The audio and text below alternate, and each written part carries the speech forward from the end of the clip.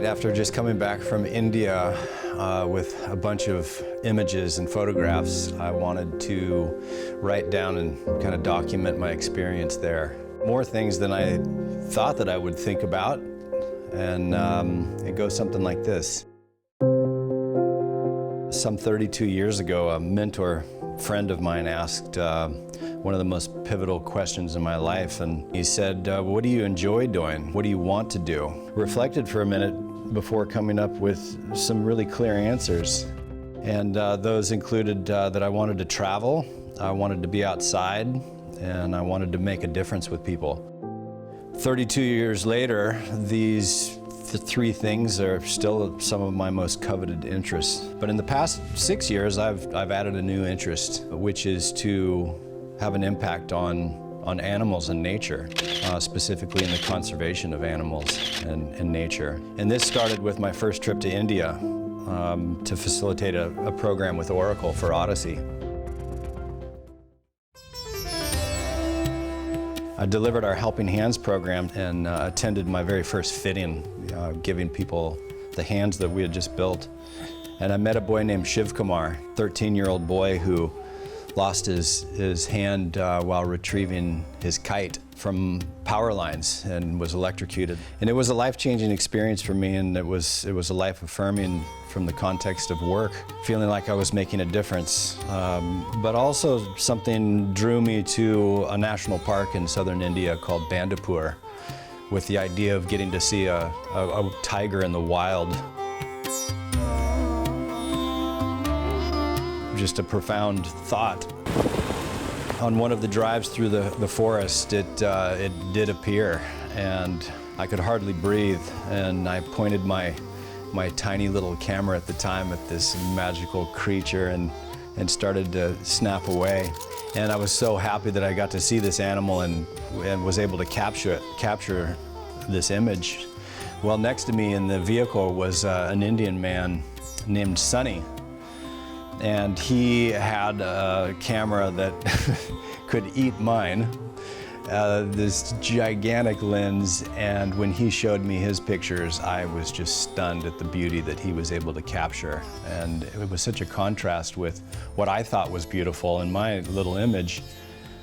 The degree to which I could see the whiskers and the spots and the eyes of this beautiful animal was life-changing.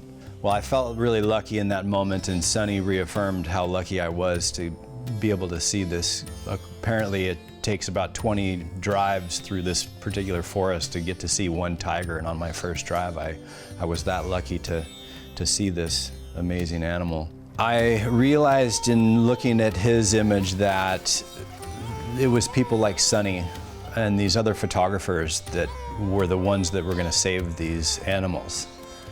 They were the ones that were conveying these images to the world that people could see and get a feel for how incredible they are.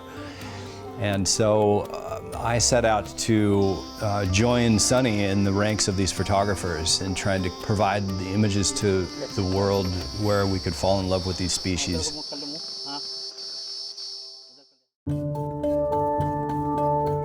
So Sunny and I became friends through email, and he began sharing tips, and I've been to Africa now almost a dozen times and pointing my lens at a lot of different species and animals and trying to capture their beauty.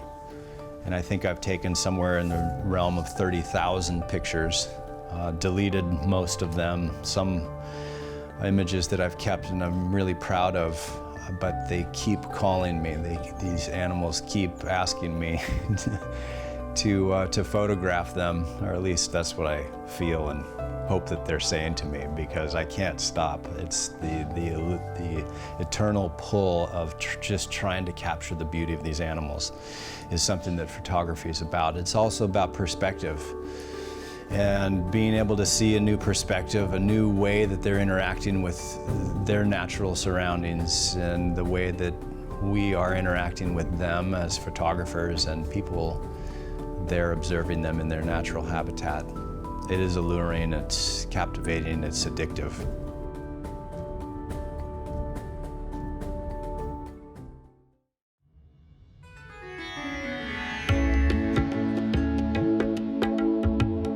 So I recently got a chance to go back to India to deliver our Helping Hands program once again, and I knew I was going back to a tiger reserve. I set out for a reserve called Bandhavgarh.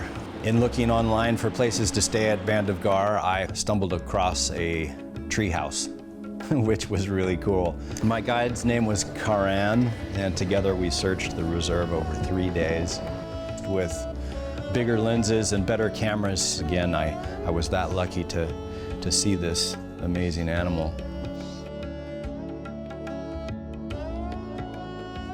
The guides, obviously, like Sonny with his lens, the guides are such an integral part of wildlife conservation. Their knowledge, their passion, their desire to share with others is just incredible. In this way, they teach far more than their charge, and something we all can learn from. India is like no other place that I've been on the planet. The colors, the vibrancy of people, just the paradigm-shifting nature of how all of these people interact in this place with such dignity, the number of religions, the diversity of this place is just profound, and it's like no other place that I've experienced before, and it is remarkably beautiful. There's some tragedy around the smog and pollution, the pollution in the air and on the ground, but even those things require a different kind of paradigm to contemplate, to consider. What is the definition of trash, and what is the definition of smog, and how do we interact with these things? How do we help each other, and how does commerce work, and how do we balance all of these things? Regardless, India is a place that I will continue to return to because of the color, the dignity, and the beauty of the place.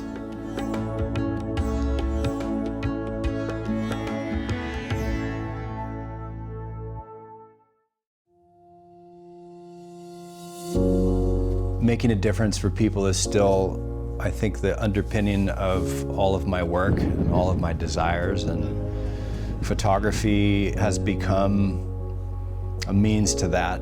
It's not just about people and making a difference with people, but our interactions as a species with all of the other species on the planet.